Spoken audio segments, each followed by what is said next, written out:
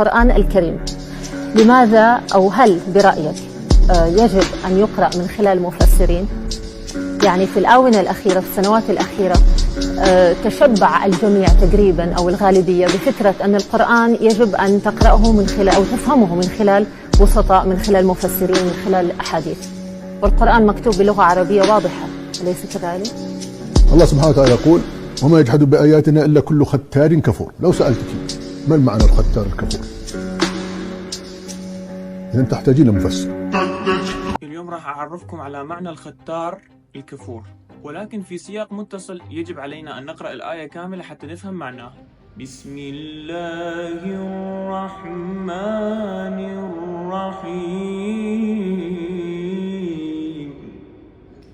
وإذا غشيهم موج كالظلل دعوا الله مخلصين له الدين،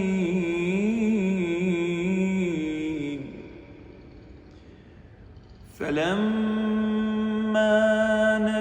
نجاهم إلى البر فمنهم مقتصد وما يجحد بآياتنا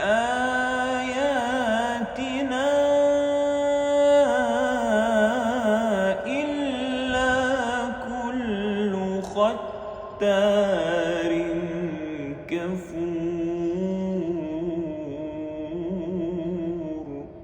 بداية، هاي الكلمة على وزن فعال، وجاءت هذه الكلمة ختار في مقابل صبار اللي في الآية اللي قبلها، لكل صبار شكور. هذا في سياق متصل.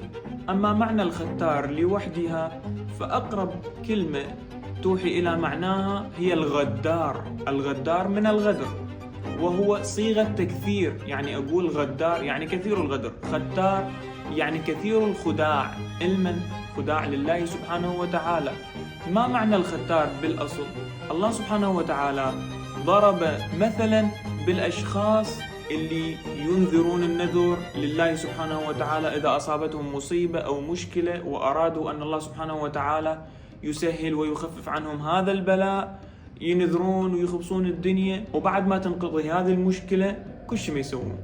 فالله سبحانه وتعالى يقول: وما يجحد بآياتنا إلا كل ختار كفور. الختار اللي ينقض عهده مع الله.